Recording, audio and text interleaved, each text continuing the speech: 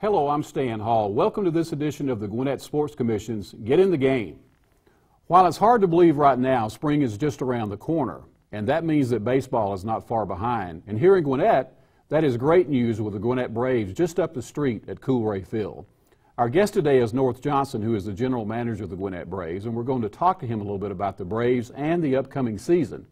North, thanks for being with us and welcome to the show. We appreciate your time today. Thank you, Stan. It's great to be here. North, tell us a little bit, particularly for me and also the people who are watching today, what does the general manager of a baseball club actually do? Well, it's probably a lot different than what people think we do at the minor league level. You know, at the big league level, Frank Wren and all the other GMs, I mean, they trade players, they draft players, they make decisions about player development and who's going to be on the major league roster.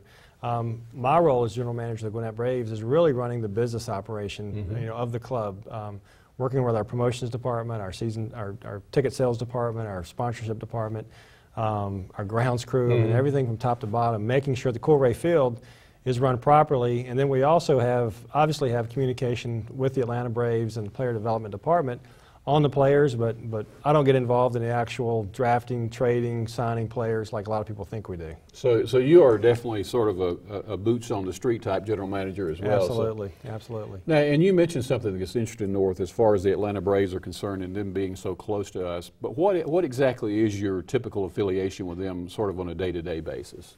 Well, excuse me, one of the cool things about our situation is that we're actually owned by Atlanta, which is unusual. Most AAA teams and most minor league teams are owned by probably a local individual in that community. So there's a lot of local support for that team. The big advantage we've got with being owned by Atlanta is we're literally in their backyard, and so there's a lot of synergies that we're able to work off of from them to us. Whether it's player movement back and forth or promotions we do, or if we've got a homestand coming up and they're finishing up one at Turner Field, they're telling their fans, hey, come up to Gwinnett and watch the future, because that's what we are. But in terms of a daily interaction, again, from my role, it's interaction with two completely different departments. There's the business side of it, where I'm working with Mike Plant, who's the Executive Vice President of Business for the Braves, on our business plan, and then we work with Bruce Mano on the player side of it, so we're in tune and up to date in terms of what's going on with the players. Now, and it's interesting because I think they probably are a lot of advantages for the major team and the AAA affiliate being so close together, but are there also some disadvantages for the teams being so close? Well, the biggest disadvantage on both sides is since Gwinnett has come into play, have we taken any attendance away from Atlanta? And then vice versa. Most AAA teams are the big league team in that community. How much more successful would we be if, say, we were another 40 minutes away, as opposed to being this close? The advantages far outweigh the disadvantages by far. I mean, that's truly the only disadvantage we have, is really not knowing, how much in competition have we been with each other. But again, with all the advantages we do have, being this close, from a player development side, we've had many times when Chipper went down with his knee injury last year, or Martin Prado has gone down with a hand injury. Within 45 minutes, we've got a guy from Gwinnett down to Atlanta. When the franchise was in Richmond, a lot of times it would be the next day. Exactly. You just couldn't get a flight, and then it would take 9-10 hours to drive. So from a player development standpoint, it's really almost a perfect relationship. Yeah. And North, let's talk a little bit about where you guys play ball at Coolray Field. Some of us have had the great opportunity to go out and see what a wonderful park it is, and I think that most of us realize what a wonderful park it is. What kind of reputation in the minor league system does Coolray Field have among the other teams that play there? Well, it's definitely, among the teams, the ballpark was definitely built for the players. I mean, there's a lot of great fan amenities, but I think what separates our ballpark, and again, being one of the newer ballparks built in all of minor league baseball, is it's very obvious that the Atlanta Braves player development staff had a lot to do with the design of that park. A lot of player amenities. The clubhouse is really big. It's very well appointed. We've got 2 batting cages on the home side. There's a batting cage, indoor batting cage on the visiting side. We have a very nice weight room. There's a nice lounge so the players can eat post-game meals in there. We've got a video room so the players can literally watch at-bats within the game if they need to. So again, from that standpoint, it's absolutely phenomenal. Then from a fan perspective, there's not a bad seat in the house. I mean, it was designed very well, so there's no obstructed view seats. All the seats are close into the ballpark. We've got in our press box, in our production area, we've got a big league setup in there. We're able to do, video production, instant replay, slow motion, anything you could possibly want, at the big league level. So we have a lot of amenities that most ballparks don't have. And then our suite level, where all the suites are, gosh, we've got 20-plus suites that companies and individuals love to come out and entertain their clients at. So there's a lot of really neat amenities at the ballpark that most other ballparks don't have. Yeah, and I was out there not long ago, and I noticed that they're doing some work in the suite level during the off season and making them even nicer. So. Yeah, we've got what we call our super suite down the first base side. We've actually expanded it. We've had so much demand for a larger area, so now that'll hold over 100 folks. And then we've also had demand for a medium-sized room, so we've combined 2 suites into one, so it'll hold up to 40. And we're reappointing them, repainting. Again, trying to make them look a little nicer. Great way to watch a ball game, right? It really is. You got TVs in there, so you can watch the TV feed. There's seats outside. It's nice inside. You can get food catered in. So it's just a great way to watch a game and entertain. Yeah, let's do a little education also, if we can, today about the Braves organization. And, when we talk about the Atlanta Braves, obviously we know who the manager is, and we certainly knew who the one before our current manager was with Bobby over there. But let's talk about a little bit about the Gwinnett Braves manager, Dave Brundage. Tell us a little bit about what brought him to the Gwinnett Braves. I'm sorry. Well, Dave had been with the Seattle organization for many, many years, 15-plus years managing their organization. Atlanta had a need for a AAA manager. Interviewed a lot of candidates. This goes back to '07, and Dave was the guy who won out. And so Dave became the manager of the Richmond Braves, which was the previous AAA affiliate. Through the '07 and '08 seasons in Richmond, and then when the team moved to Gwinnett, Dave came along with us. Dave is one of those guys who's known throughout baseball as one of the next, great young guys in baseball. He's been mentioned for a lot of other jobs with other organizations, but the Braves have held on to him, which has been great. This past fall when the Braves made the decision to change hitting coaches, I mean, Dave's name was prominently mentioned as a potential replacement. Right. But Dave's real strength is as a manager, as opposed to a specialized coach. And I think that's brought out in the fact that this past summer he won his 1,000th game as a manager. And to be as young as he is, and for his career to be kind of as short as it is, says a lot. It's tremendous. I mean, Dave is, I think he's 47. Most guys who get their 1,000th win are pushing 60. Yeah, exactly. And so he's way ahead of the curve. And again, like he told me, and Dave is very self-effacing. He said, would you rather be a coach at the big league level or have 1,000 wins in the minor leagues? Exactly, exactly. So he all would about perspective, right? He would prefer to be in the big leagues, but from the Braves' perspective, and I think everyone that knows Dave knows his true strength is as a manager. Yeah. And you mentioned the Richmond Braves, and I wanted to talk about that a little bit too, continuing in some sort of education about the Gwinnett Braves. I know before they came to Gwinnett, they were in Richmond. Tell us a little bit about the history of the organization. Well, to me, and again, I'm still fairly new to the Braves organization too, but to me, one of the cool things about the history of this franchise is really where it started. It started as the Atlanta Crackers. And I don't think a lot of people know that. I think most people do not know that. And to me, it's really kind of cool how it's come full circle. Yep. And so they were the Atlanta Crackers for many, many years. Then I believe it was '66 when the Milwaukee Braves moved to Atlanta. The Crackers obviously had to move, and that's when they moved to Richmond. Right. So they were in Richmond from '66 through '08, and then in '08 moved here to Gwinnett. And so again, there's only been 3 locations, and actually 2 if you consider the Atlanta and the Gwinnett location really is one. So yeah, I do think that it is, as you said, pretty neat that it did come full circle because I mean I grew up in the area and I certainly remember the Crackers and I remember when the Braves came and for that whole transition to take place back to the start is really sort of a neat thing as well. So it is, and I don't know the story well enough to tell it, but I know the story of the Atlanta Crackers ballpark. There was a tree in center field. That's right. And again, I don't know all the details of that tree, unfortunately. But there is a tree planted beyond our center field wall, which is symbolic of the tree for the ballpark the Crackers play. I didn't know that myself. Again, so we're that's trying to do all those special touches to pay homage to the franchise's history. Great. You know, let's talk a little bit about some logistics as well. And you talked about the fact that the Gwinnett Braves and the Atlanta Braves are in close proximity, and that has some good things and, you know, maybe a couple of minor bad things. But what always was amazing to me is that, you know, as soon as one of the Gwinnett Braves really starts pitching well or really starts hitting well, they're going 85 south pretty quickly, it seems like. How frustrating or how do you handle that I guess that inconsistency of knowing on any given day you've got to change your whole lineup based on somebody going to the major league team? How do you deal with that? I think every day you wake up, you know that possibility exists. It could happen. I mean, if you don't put your head in the sand and think, oh, we're going to keep Freddie Freeman all year, or we're going to keep Craig Kimbrell all year, then you can deal with it. And again, that's one of Dave Brunage's strengths. I mean, Dave is the guy that makes the lineup card out. He's the guy that has to deal with those daily moves. And that's a testament to his ability as a manager where we, you know, this past year, you know, we had Julio Teheran, Randall Delgado, Mike Monner, Jose Constanza, all key players in our lineup and pitching staff, all, you know, get called up on a day's notice to the big leagues with no guarantee we'd get any of them back.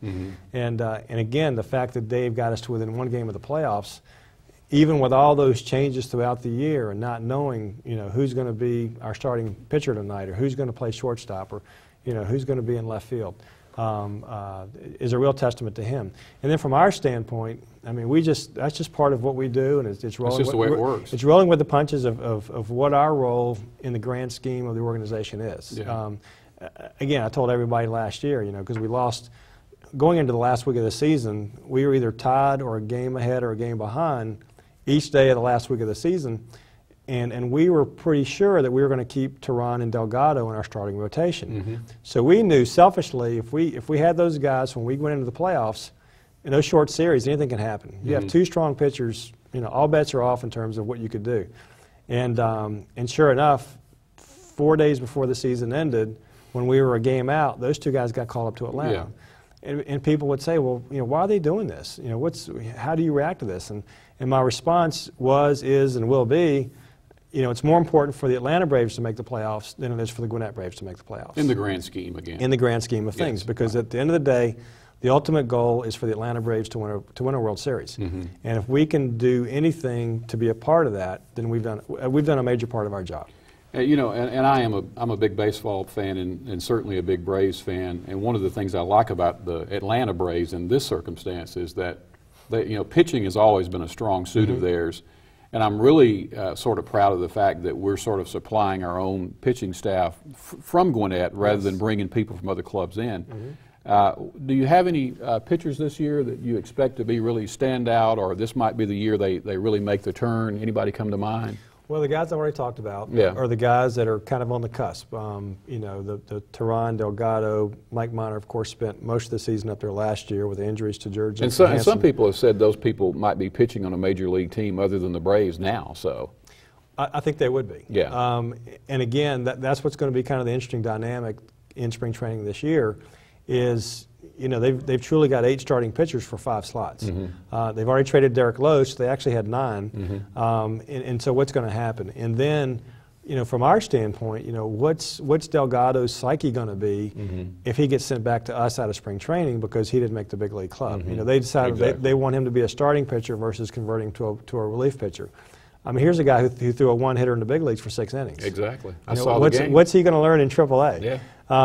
But the reality is he's got to pitch every 5th day. That's right. And it might have to be with us. And so probably from a pitching standpoint, our roster is going to be more at a flux until that last week of spring training when they make those final cuts. And there may be some surprising decisions. What about the position players?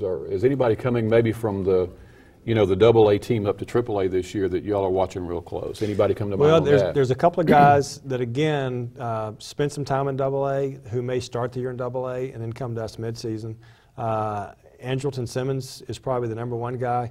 He's a shortstop. He and Pastor Nicky are the shortstops of the future.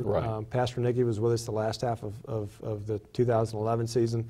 Is slated to be the starting shortstop for the Braves this year. Simmons is going to push him hard within a couple of years.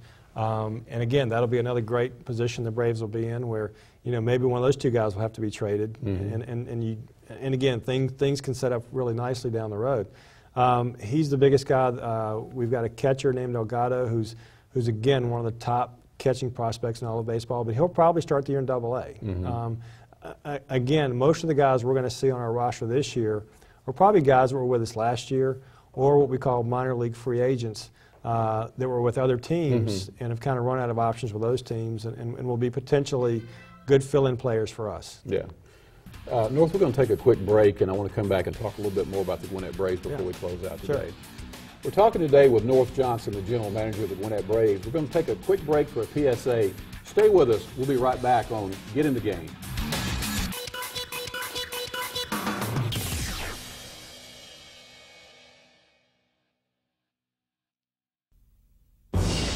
Community calls on you. The National Guard's there. We put ourselves right into the heart of the storm. Hurricanes, Terrorism, search and rescue. Wherever we're needed, we're there. That's what the National Guard is all about. I use the skills that I learned in the Guard every day. The National Guard is paying for my college and books. everything is well covered. We became a team at Ground Zero. Bosnia, Afghanistan. Iraq. This is your brother, this is your sister. You gotta look out for each other. I would do it again. And I would do the mission. That's my duty. That's my responsibility. I'm proud to be in the National Guard. visit 1-800. GoGuard.com.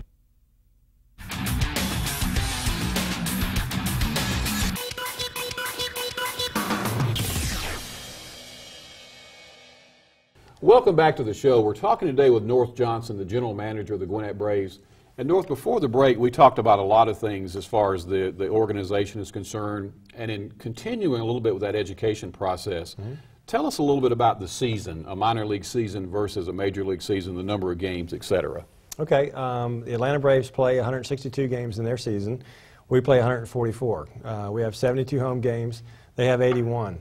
And the main difference is the month of September. You know, the 1st of September, big league rosters expand to 40 players, so they can pull up some of these key young guys and see how they react, you know, to the life at the big league level for that last month. So our season typically ends around Labor Day, and then we have playoffs going through about the 15th of September.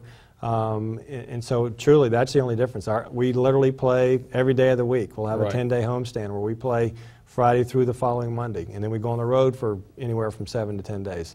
Just like the big league club does. Yeah, so there's ample opportunity to get out and see the Gwinnett Braves. Oh, there, absolutely, for sure. absolutely. Now, you also talked a little bit about, when we were talking about the manager, Dave Brundage, about how close you got to the playoffs last year. What do you think about our chances this year? And tell us a little bit, who are the teams in our division, and who is the strong competition there? Okay. Well, I don't think I'd be a good general manager if I didn't think our chances were good every year. Well, I hope not, yeah. But truly, I mean, the returning core of players we're going to have, the pitching staff we could potentially have, knowing the job that Dave will do, Jamie Dismuke, our hitting coach, Marty Reed, our pitching coach, what they will do. We always feel really good about, you know, our chances of making the playoffs and ultimately winning. Our division is one of the stronger divisions in the International League, which is our AAA league. Right. We have the Durham Bulls in our league, which is a Tampa Bay Rays affiliate. They are traditionally always very strong. We have the Norfolk Tides, which is a Baltimore Orioles affiliate, and then the Charlotte Knights, who is with the Chicago White Sox. Right, right. And they're all good teams. I've seen them out there. So yes, yeah, all really good prospects. Again, particularly Tampa Bay and Chicago, like the Braves, very heavily dependent on their farm system. Develop a lot of good players, and again, it makes for great baseball. Yeah. I'll talk about a couple of big events you're planning this year. I know that on April the 3rd, the Atlanta Braves come out to Gwinnett and for an exhibition game. Tell us a little bit about that. Well, it's really exciting because it'll be the first exhibition game the Braves have played in one of the minor league stadiums.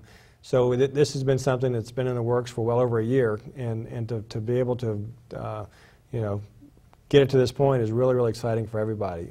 The big league club's going to come up. They're going to play not only, you know, the main body of our team, but also these future stars. You know, these kids I've been talking about who may be in AA. So our fans will get an opportunity to see these young kids, you know, playing in this game too. But it's going to be, I mean, everybody's going to be here. You know, it's not going to be, you know, Chipper couldn't make it and Brian couldn't make it and Huddy couldn't make it. Everybody's going to be here. And then for our season ticket holders, we're going to have some really cool pregame on-field events for them to participate in and actually meet the guys.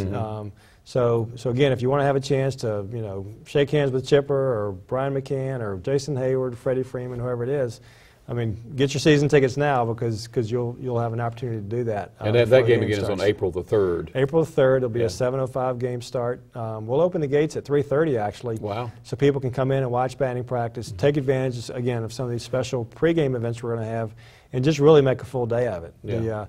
The cool thing is this week, April 3rd falls during spring break. So the kids will be out of school, so no excuses for people not to be able to come out. Should be a big night and really have a lot ballpark. of fun with it, yeah. Do you have other nights planned this season that you'd like to talk about a little bit? Or? Well, of course. Some events that we're doing and then some other outside events we're doing. Opening day, of course, is always a huge day for us, April 12th. April 12th, right. Which is a Thursday night. A cool thing we're going to do that night is Tommy Aaron, who is Hank's brother, deceased brother, unfortunately. We're going to retire his number. He had been a player, coach, and manager with the Richmond Braves, had his number retired in Richmond, and then when the franchise moved from Richmond, they left all of his memorabilia in Richmond. And then when the new team moved in Richmond, they took it all down. Wow. So it's kind of out there in limbo right now. So we're gonna have a ceremony opening day to re-retire his number.